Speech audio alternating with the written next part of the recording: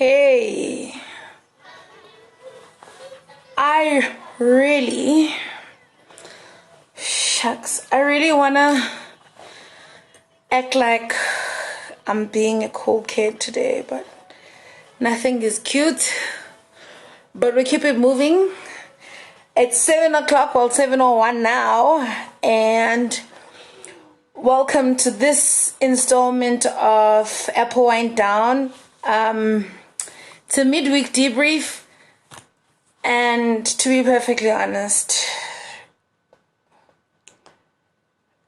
today, today.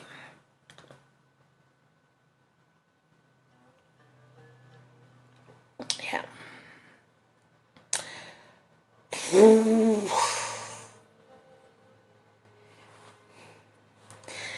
Today is tough. We're talking about our vices, and I think today caught me at the beginning of mine. So anyway, we're gonna give it a minute or two and see who else is gonna join, and then we're gonna start, because starting apparently is important. And I need to get comfortable. I need to get very comfortable. Yeah, man. Welcome to this week's installment of Apple Wind Down. Basically, Apple Wind Down is about adulting. It's about the things we have to deal with because we are now grown, whether it's bodily changes, whether it's emotions we need to deal with, whether it's behaviors that we struggle with, or even kids. That's what Apple Wind Down is about. And today, hi everyone. Hi everybody. And today in particular, we're talking about our vices. And just as I started, I was saying this week's wind down is definitely really, really hard because I don't know. I think I'm at the beginning, or I was at the beginning of my vice. So maybe I should give a definition to what vices are. A vice is a behavior, an emotion, or a thing that is your go-to thing when you are stressed or in pain or sometimes even happy. It's meant to be a thing that is temporary for that emotion or for that moment, but the tendency with vices is that it's generally our go-to thing, and it's a vice because we do it repetitively, and it's not necessarily something we feel great about after doing. So that's my non-textbook definition of what a vice is. So what am I going through? Let me tell you about my vices.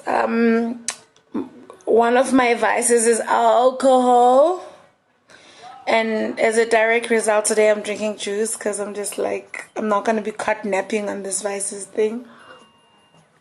Alcohol is a vice for me, but it's not top 3. I mean, it's not number 1 of my top 3. Number 1 of my top 3 is self-isolation, which I think I'm at the beginning of, or maybe I've just picked it up that I'm about to. So when I've experienced rejection, whether it's in the home front, whether it's work, whatever, perceived rejection, I generally would say self-isolate. And my non-expert reason for that is in isolation there's no rejection, which is really silly because once you're alone it also feels like another layer of rejection. So I'm not really sure what my thinking is there. I'm gonna need you guys to help me because connectivity is taking, with load shedding and everything. So please let me know if we're still connected. So yeah, so my top one vice is self-isolation. I isolate myself from my family. Any interaction that I do is very, very functional. It's about a means to an end. I disconnect from people and things that I really like because it's not even about dealing with, it's not about even dealing with the thing. It's about the emotion that I feel because I feel like the world has turned its back on me. Just a second, there's a 4-year-old. Sorry, Buti, I'm in the middle of a live. Sure. Bye-bye. Yeah, so I self-isolate.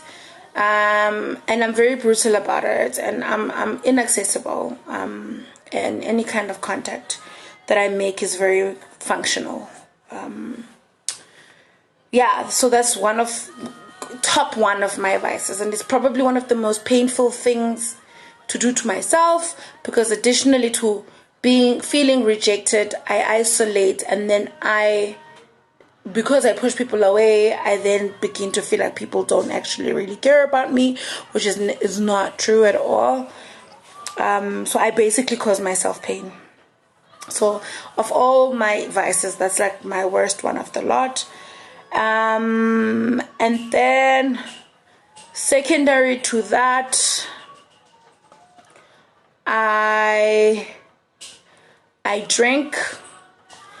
I drink when I'm extremely happy, and I drink when I'm extremely sad. But what I found about alcohol for me is that it's a depressant, so it kind of makes me feel worse. And if I've been drinking and I'm happy, it just makes me feel horrible regardless. But I drink it. I carry on drinking. So it's my vice because I carry on even though I know how I feel after the fact. And as someone who suffers from anxiety, I guess it's a horrible idea, but it's my vice. It's my vice. What is my third thing? My last vice is as somebody who's afraid of rejection, and we spoke about what is that thing called? We spoke about imposter syndrome last week, about the feeling of being a fraud. So another vice that I've got is I generally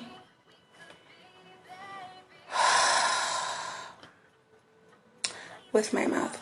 I generally will go after, which is literally in the romance front. I generally go for people. Hey Tika, hey Tebucho. I generally go for people who are not available. And inavailability can be emotional inavailability, or like far away in terms of physical availability, or potentially in another situation, which then means I don't necessarily have to be present, but also I don't think of them as absent because I can explain their absence or their rejection to myself because I've literally gone for someone who generally isn't available. So yeah, those are my 3 vices. I mean, everything else is generally about the kind of emotion that I'm feeling.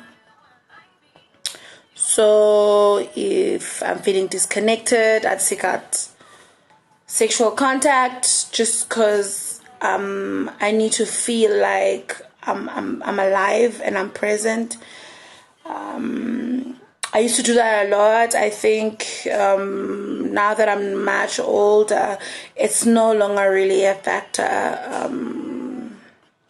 Sex for me is truly about pleasure now. So thank goodness. I can't even.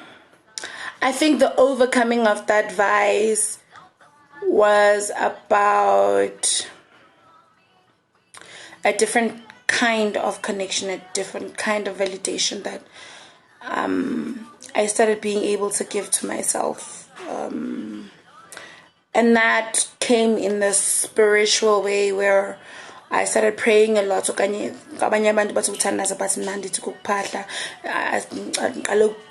a lot, just so that I can feel connected without necessarily being with someone else. So I don't know if we're getting each other. I'm so scared that the connectivity is not doing the things. Somebody needs to tell me if we're still connected. Juice, y'all, juice. It's a bev for sure, but it's juice.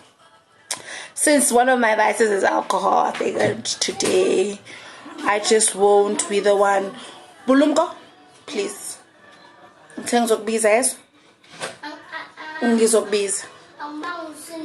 Okay, it's fine, thank you. Okay.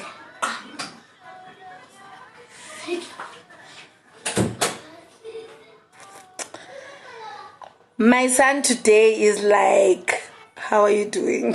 He's not having this whole thing, but he's very little in the bedroom. He's not having it.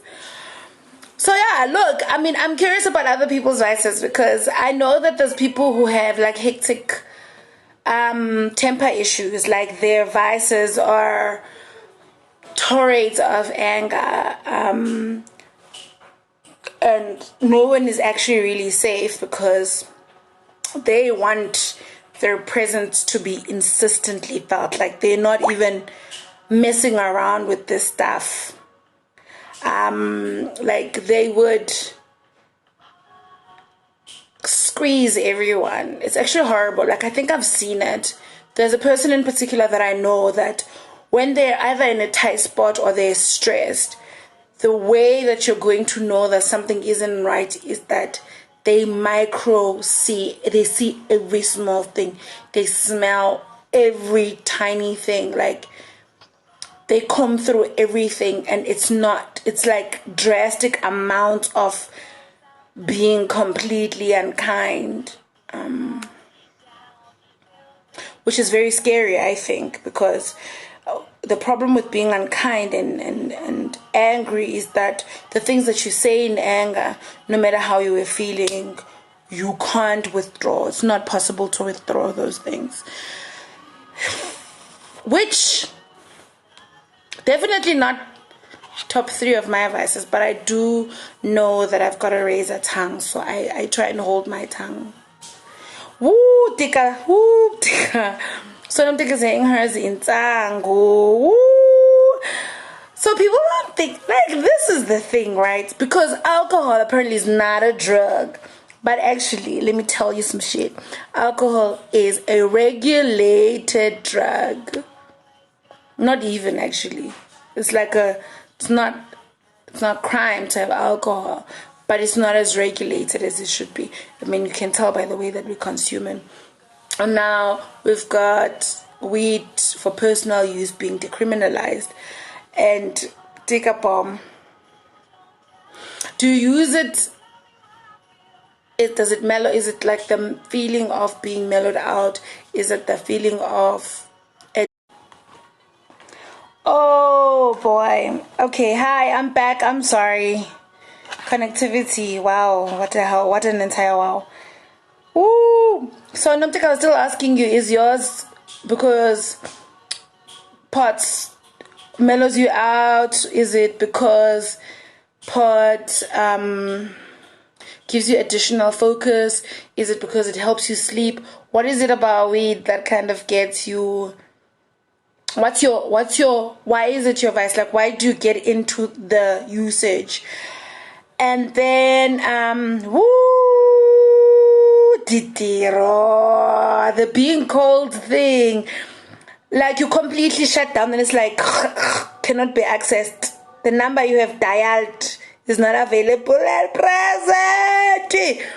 Oh yeah, that's it's also being cold is very hard to recover from, because then you come to and then everybody's kind of distanced themselves, and now you have the hard work of having to pull everybody back in. It's very similar to self-isolation. Wait, just wee. Then you are there. The being cold thing is rough, y'all. It's also hard on you because you're cold. Why are you cold? Like, is it because you need affirmation, affection, touch? What is the need that's not being attended that you shut down completely? And then I'm saying I've used it to calm my anxieties, to chill out, for the experience of it sometimes, depending on the strand. But I have experienced a time where I've sunk into it as an escape. I hear it. I think I struggle. Oh, yeah. I definitely feel like weight does help with anxiety in general. Like the mellowness of it, depending on the strain, depending on what kind of person you are. I definitely have had nights where I felt like if I could just have a few puffs, I'd be out cold. Or moments where I felt like, oh, I'm so in my head that anxiety attacks are showing me flames. If I could just have a puff, it would be so much better. But I've always been so afraid of being hooked because I come from a family of addicts. Alcohol being top. And it's always been my fear that I'd get addicted. But I'm also a binge drinker, so I think I'm smart, but actually am I? And I relate with Tadira so much. Like I say, self-isolate. And that self-isolation definitely, I mean, from the outside probably feels really cold. Guys. Yeah, so I've also interacted with people who have sex as a vice. I mean, like I said earlier, I've definitely there was a time period in my life where sex was a real vice. Like, the insistent need for human connection. Like, to feel the warmth of a human body just so I could feel like I was alive. Excuse me. Was for a period a really, really hectic thing. And I don't even think that it was the sex really, more than the feeling of being alive in somebody else's arms, or being alive or getting lost in something else that wasn't me, and a physical presence that nothing else could fill. And I guess it's like the direct opposite of self-isolation, where you insistently pull people in just so that you can feel like you're connected to something, and that whatever rejection that you've felt is invalidated by the presence of that person, regardless of how long that person decides to stick around. Fucked up. But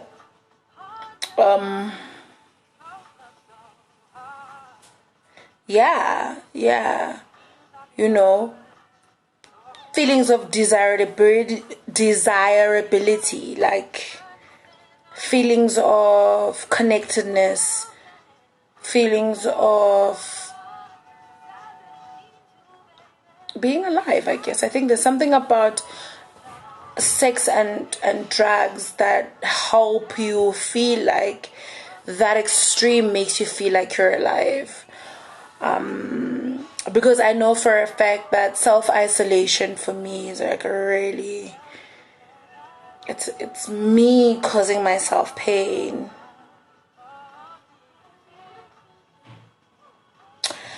But then there's people whose vices, like I was telling you guys about the person who who speaks in anger, like when they are going through stuff. There's people who are physically violent.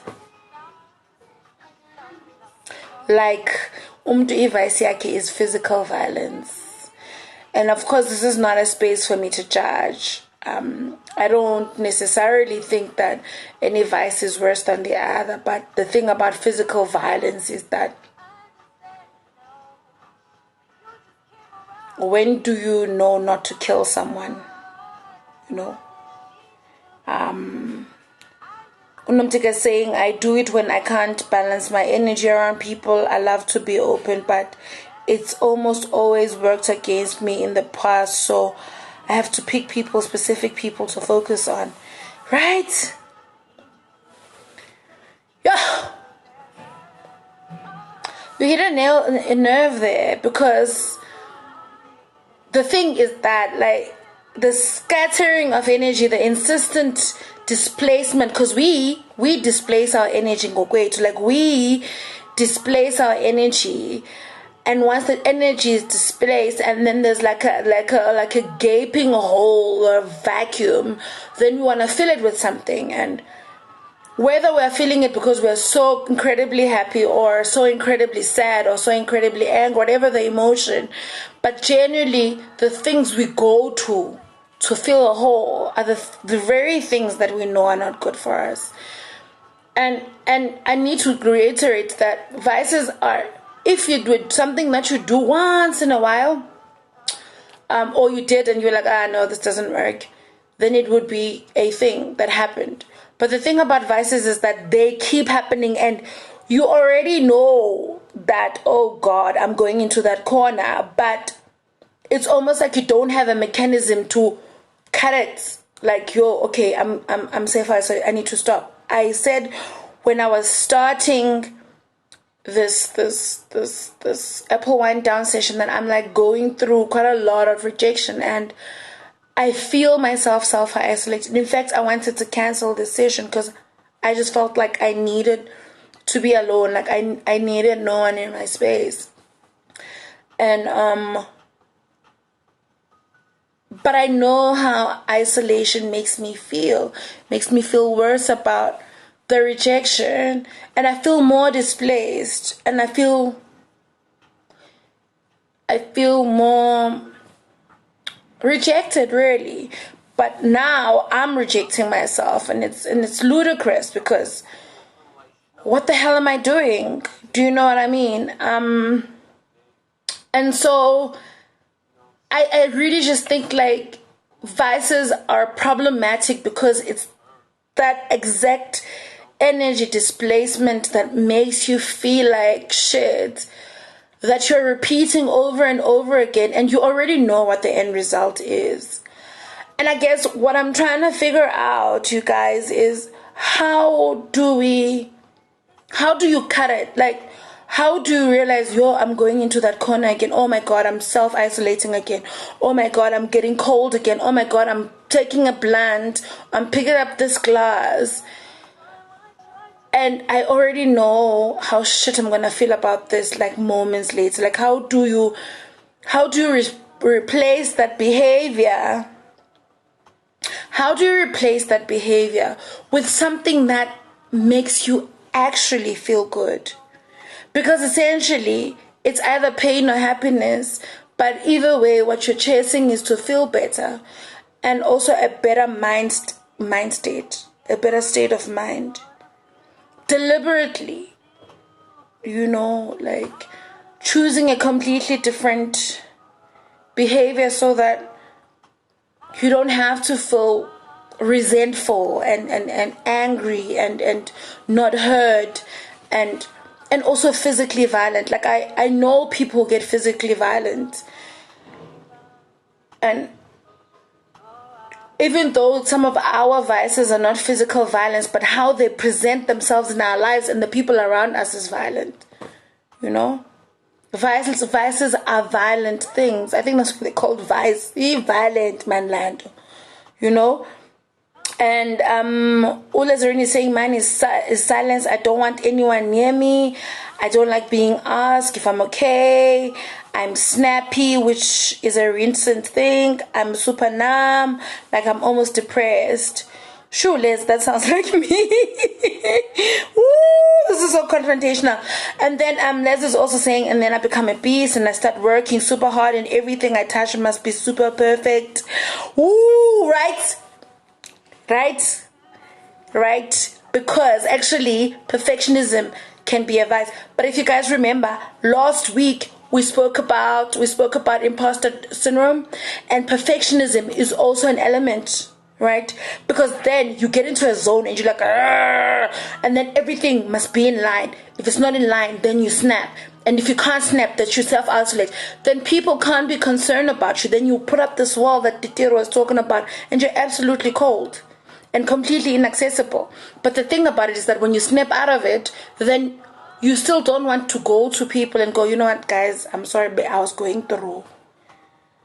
You still expect people to come into your space and kind of figure out where you were with this. And then Nomtika is saying, also before the therapy, physical violence used to be my vice.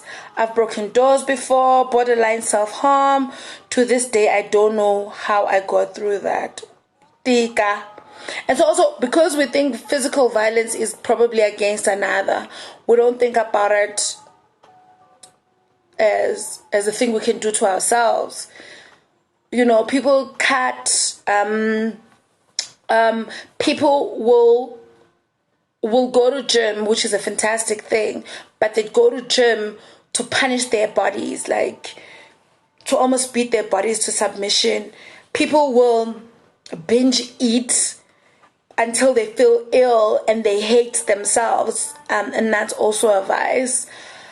Which, guys, I don't have the answers, and I feel like I must apologize for triggering you, but I think for me, like, as I'm getting older, I'm getting more and more confronted to a point where I feel like I need to figure out how to kind of break the cycle of self-harm and self-doubt and inadequacy, that then my children don't have to deal with that.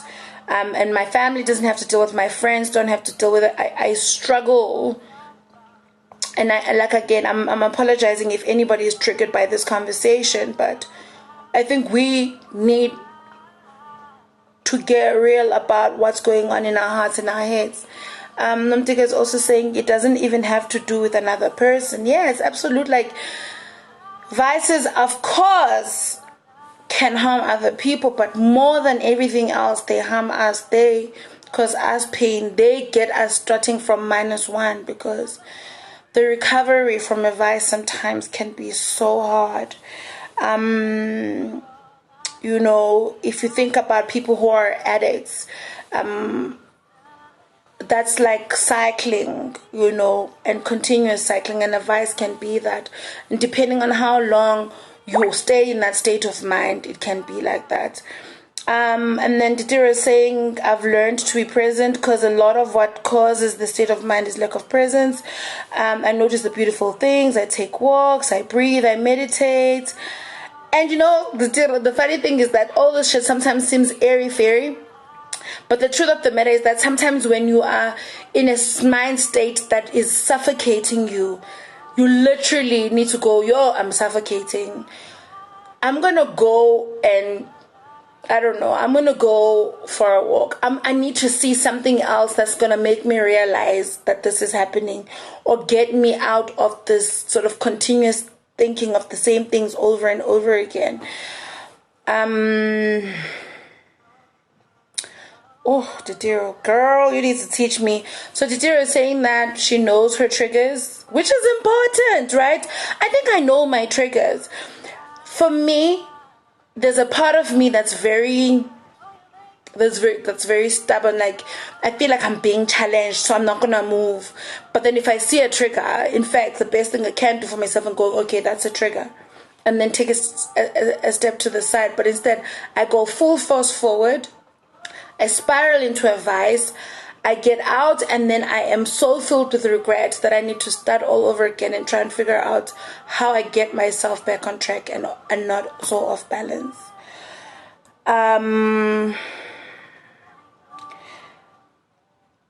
Didiro says you need to remind yourself that you're whole.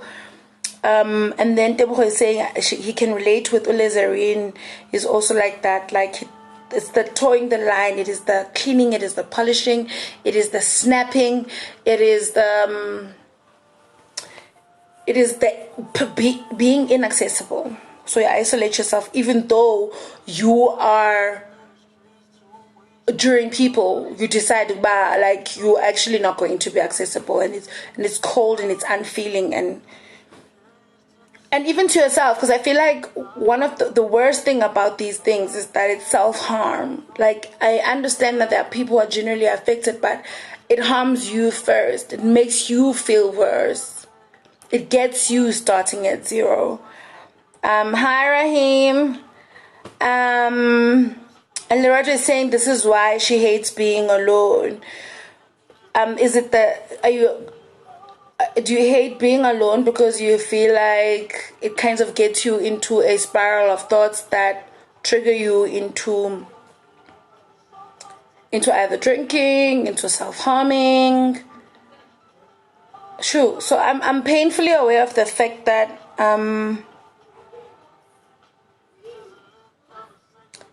vices are definitely linked with mental health. Some of us are depressive, some of us have issues of anxiety, some of us are medicating for particular disorders, and some of us are not because we think it's coco and we can fix it ourselves. Some of us are in therapy. And so I understand that, like, I can definitely be touching particular nerves, and please exercise self-care. If you feel like you're done, you can definitely just log out of the chat, because I'm going, like, I pushed myself into this conversation because today literally was one of those days where I just, like, want to be alone. I just really and it's not the kind of alone that's going to open me into thinking how I can solve my problems. It's the self-beating kind of alone where I'd probably have made myself feel worse about all of the different challenges I'm facing right now. Definitely self-harm. And then people. So Loretta is also saying she's with people a lot so that she doesn't have to deal with demons, which is fantastic, but, like, also really crappy at the same time, because what Didiro was saying about knowing your triggers and sometimes also allowing yourself to feel what you feel so that you can deal is important. But then if you know that you need help, because that's another thing we don't say out loud. We is me is you, we are we.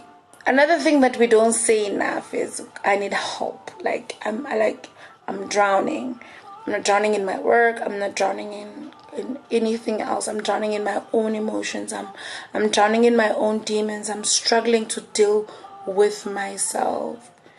And to be perfectly honest, I've got such great respect for people who either get themselves committed or take a time out to get help, because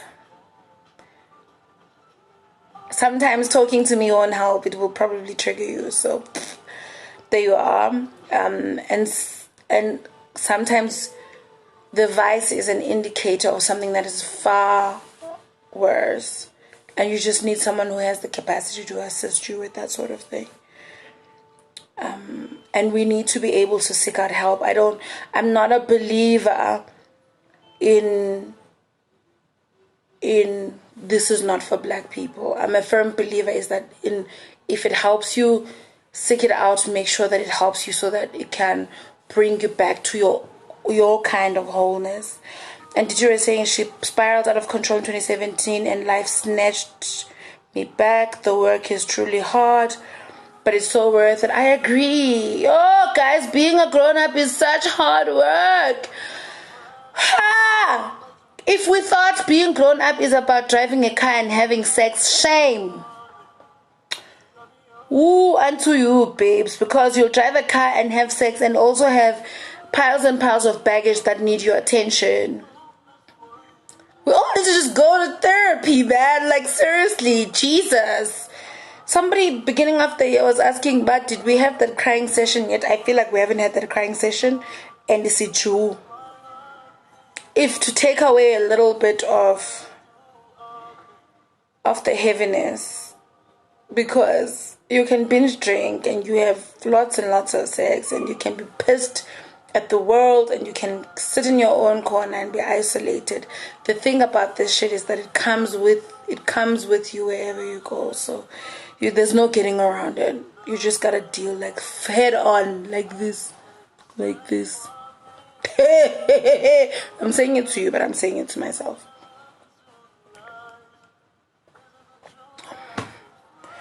Non-committal is another one. Like, it's a vice, like a follow through, you know. I have the capacity, but I'm afraid of the end. Do you know what I mean? Like, I don't deal well with ends. I don't deal with ends at all, to be honest. Like, I'm that kind of person, but if keep it moving was a person, I'm keep it moving. That's me. Can I keep it moving? Hang born out in hello, keep it moving. I'm keep it moving. I laugh, but I'm crying. What the hell? Like, I don't deal well with ends. I struggle a lot with ends, and a lot of things have ended without me because I kept it moving. Nomfundo is asking Titiro what brought you back? Like, when you say in 2017 life snatched you back, what do you mean? You know, what do you mean? What do you mean when you say life snatched you back? Because you've given us some really beautiful nuggets, which are important. It's a curious case of what brings you back, you know. So I'm gonna like attempt to share what helped me with one of my vices, which I spoke about earlier, which was the need for human contact to feel alive and stuff. And for me, that I felt the emptiness was beyond the physical, and that no amount of sexual activity was going to get me connected or keep me connected. And I felt like at the time Christianity was judging people like me who were seeking out connection in these ways, or drinking or whatever. And I have nothing against Christianity. So for me, that was the thing, because I sought out spirituality to stand in place of my need for connectedness. And I set it on a journey of connecting with people who lived before me, you know. But if I'm feeling this way, this is not unique, you know. I'm not the first person to feel this way. And so connecting to my ancestors, and she's alone, you know, cry, be grateful, seek wisdom. All these things kind of helped me feel like I was connected to something so much bigger than myself, and something that a human being like me would never be able to provide me with. And I think in part that is something that helped me, you know. Seeking out spirituality that way made me feel connected. I definitely still feel like I struggle at times with connectedness, and I don't want to pray and for no patla. I don't want to light a candle. But in times where I have that feeling, that's the first thing I think about. So I would light that candle, or I would procrastinate while lighting that candle, but I wouldn't reach for a human being. That's where my brain will go. when I'm feeling a certain pain, when I'm feeling an anxiety about being empty or afraid of a life of emptiness or whatever. I don't know. My triggers differ, but I know that it's a connection issue. So when I feel disconnected, that is now my first line is to think about uphahla. And I always refer to uphahla when I feel like, hi man, why am I wobbly? Why do I feel so disconnected? So I guess that definitely took care of my vice of hectic, random sexual activity. And now you know. So far as alcohol, dude, I don't even know why I drink. Like, if somebody said to me, "Oh, what do you drink? Like, what's with you and alcohol?" I can't really tell you. It's definitely a social thing. Like, I'm on a good kind of. I mean, balance is a myth as far as I'm concerned, but on a close to balanced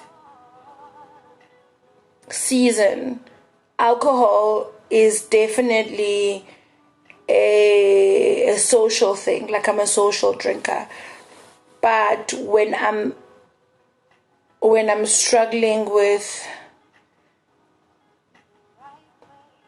awareness, what is awareness? When I'm struggling with being acutely aware of everything, being painfully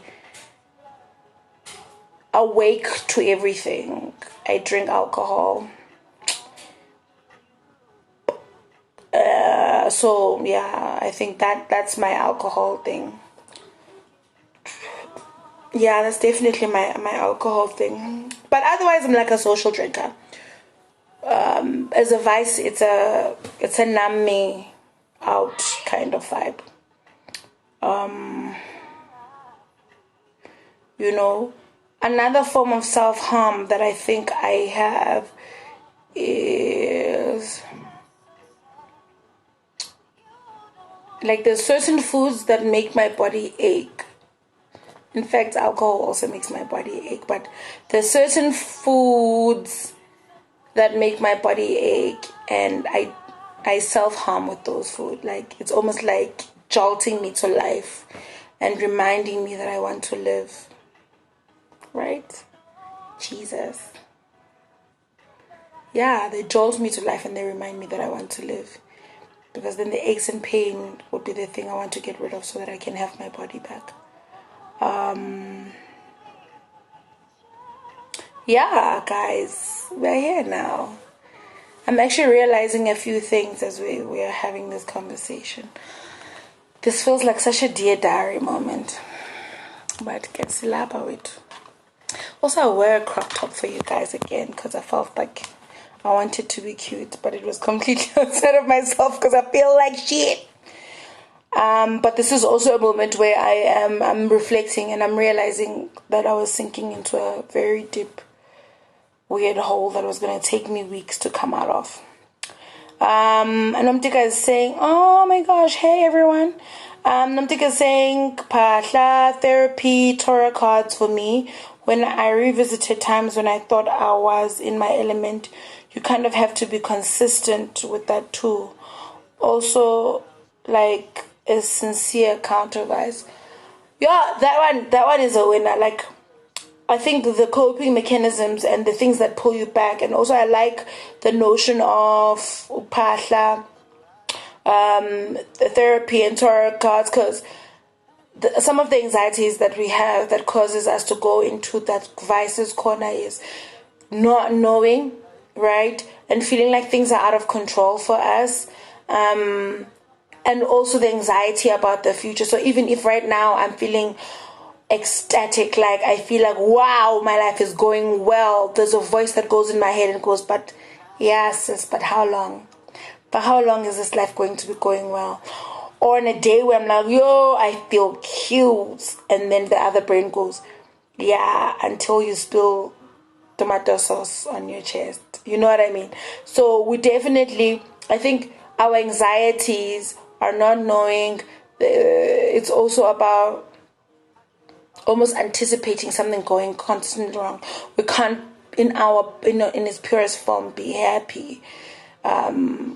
So we always like causing ourselves unhappiness, hoping that in the next moment happiness will come, which is self-harm. We're dumb. Like, honestly, what the hell are we doing?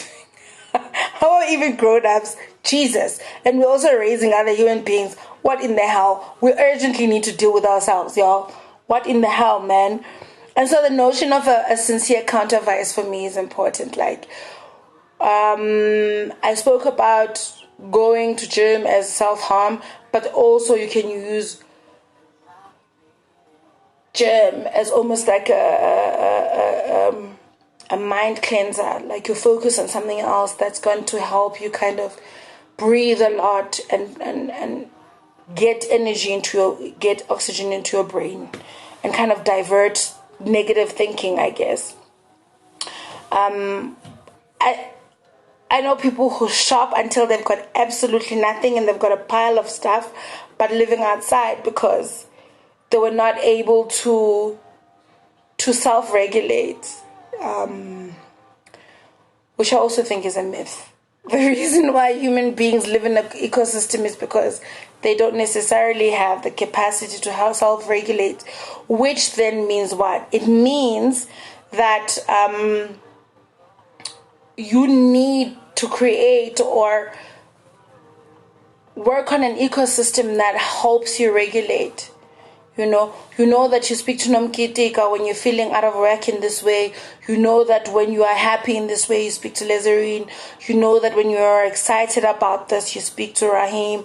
You know that when, you speak to Tams when you need. So you've got a system, a society, a community of people that feed into your aspiration for balance, right? People who say, oh, Tika, I see that you've been smoking weed a lot lately. Are you okay? Kanyisa, you've been going into your corner quite a lot lately. What's going on? You know what I mean? And be insistent on asking that question. Instead of thinking that we've got this, we need to understand that the reason why human beings live amongst each other and amongst things like trees and water and skies and moons is because all these things, we need every single one of these things to be able to regulate us. We need all of it. We can't do it on our own. And the insistence of doing it on our own is the madness. Because then that's when we feel a great sense of inadequacy. Because we think that we should know everything, which we don't. Are you mad? You are going to know everything how? So, Jesus. What am I saying?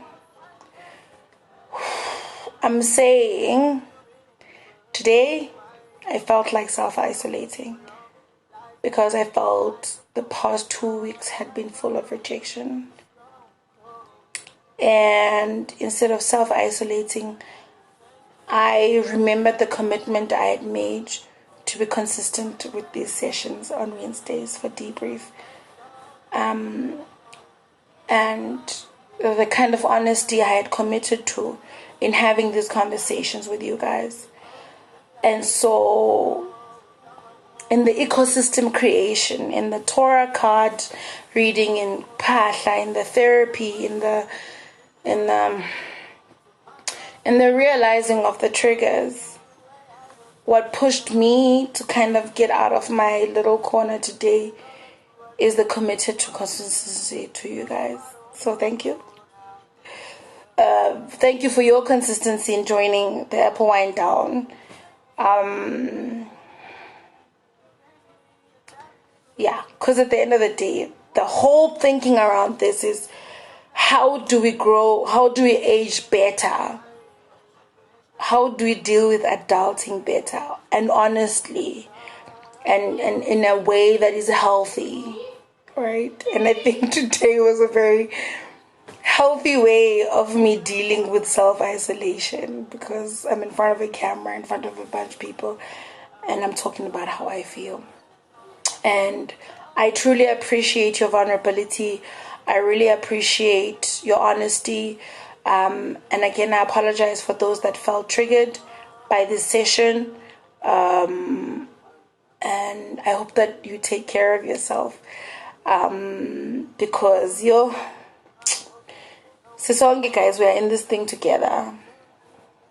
So I'm going to say goodbye, and I'm going to say thank you, and I'm also going to say let us please do the work, and please can we stop trying to be abo super person and doing stuff on our own.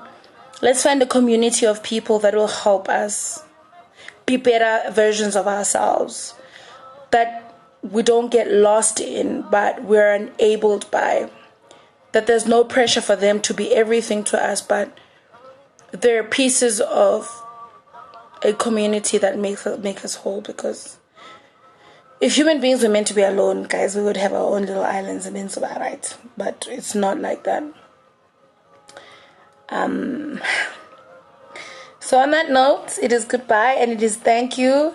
And to say that next week I'm going to be thick in the royals, because I'm going to be with my family. There's some stuff that we're dealing with as a family, and so I'm going to record an Apple wind down session. And if there's connectivity, I'm going to be wind downing from Umtata or Englobo.